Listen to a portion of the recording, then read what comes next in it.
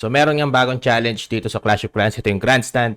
Iti 3-star natin to. Ito na yung huling challenge dito sa Clashiversary.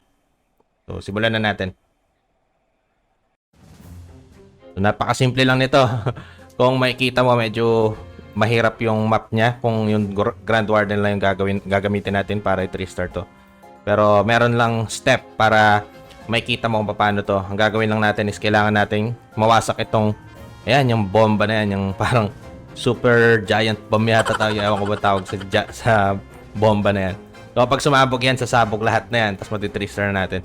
Pero para ma-3-star yun, kailangan gawin natin is drop natin yung Warden dito. Tapos click natin tong Unicorn.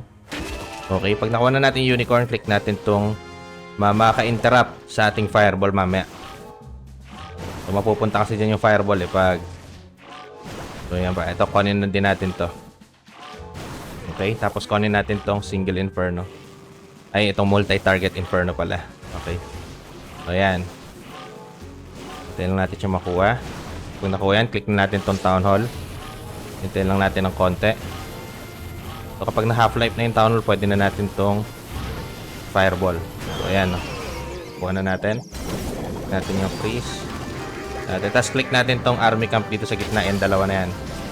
And pag nakuha natin yan, kaya mo na mamatay, kahit mamatay na yung Warden. Kaya mo mangyayari. Sabay-sabay. Grabe, di ba? Talagang parang fireworks lang itong challenge ito. Ang kailangan mo lang gawin is wasakin yung pinaka-army camp ng Unicorn. Tapos wasakin mo yung mga defense na makaka-interrupt sa yung fireball. Tapos yung Town Hall, pag nawasak mo na yung Town Hall at saka yung Multi-Inferno, diretso ka na dun sa army camp ng mga firecracker na event troop.